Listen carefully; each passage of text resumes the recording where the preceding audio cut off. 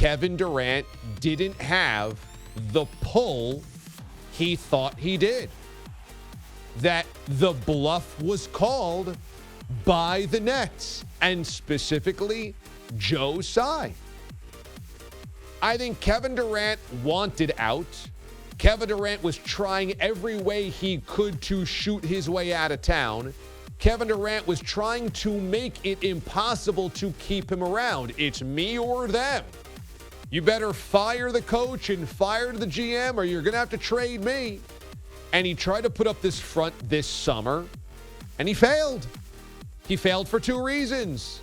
He failed because, number one, he just signed an extension. Just signed one. He has 4 years left. So the Nets knew, what are you going to do? Sit out 4 seasons? If he had 1 year left on the deal, 2 years left on the deal. Kevin Durant can sit out, never play, maybe sacrifice a season, and then you'd go, well, I guess we got to trade him. We don't want that. But he's got 4 years left. Kevin Durant's not going to sit out 4 seasons. So A, they called his bluff. And then B, I think the reason is that the trade market wasn't there the way Kevin Durant fancied it would. He looked at himself as one of the best players of the NBA. My guess is KD thinks of himself as the best player of the NBA. And said, I'm sure somebody wants me. In fact, I'm sure plenty of teams want me. And I want to go here to Phoenix. I want to go here to Miami. I want to go X, Y, and Z. And few, if any of those places, would pony up what it took to get him from the Nets.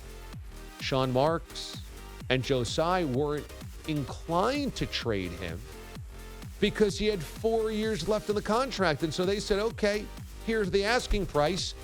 And the market was tepid. There weren't options for Kevin Durant. That's the issue here. It's nice to say, well, they came together. They're pulling in the same direction. They recognize both sides had the same common goal. No.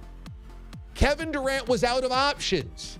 You can't sit out 4 years and nobody wanted you. Not at that price. So that's the bit. And we can pull down here the cold open music, PDB, because I have another thought on this. My other thought is this. Think of how dramatic Kevin Durant was this summer.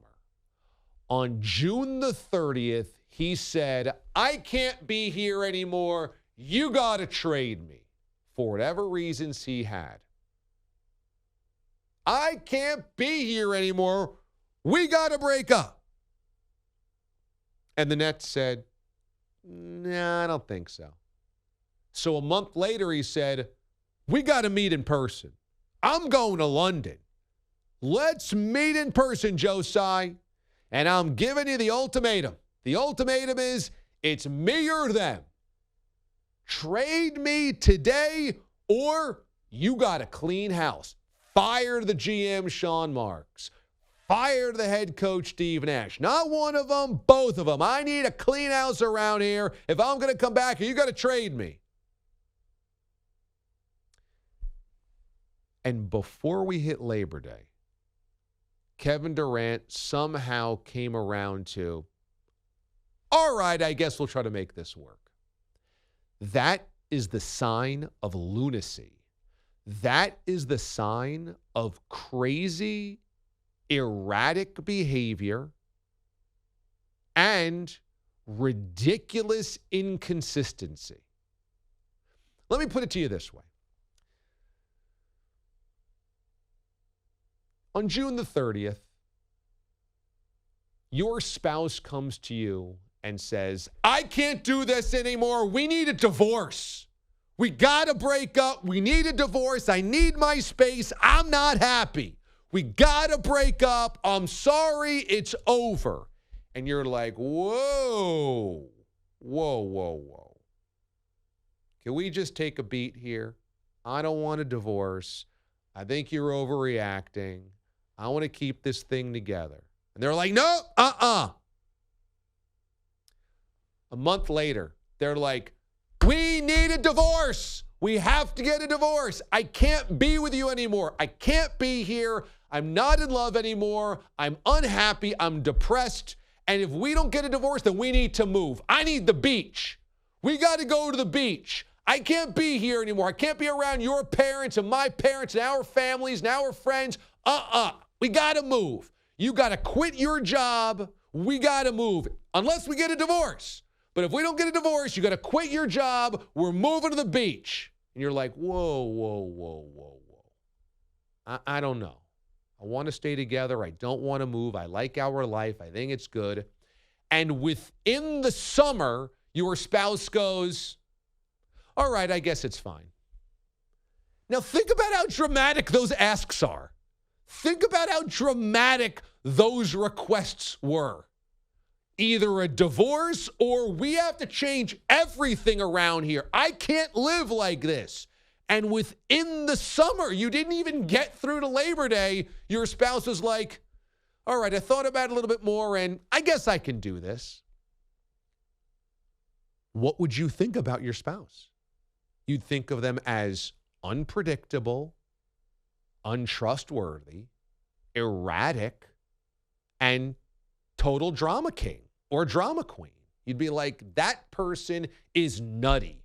That person is an overreacting nut, right? I mean, think about if your spouse said that. Oh, and let me just add this.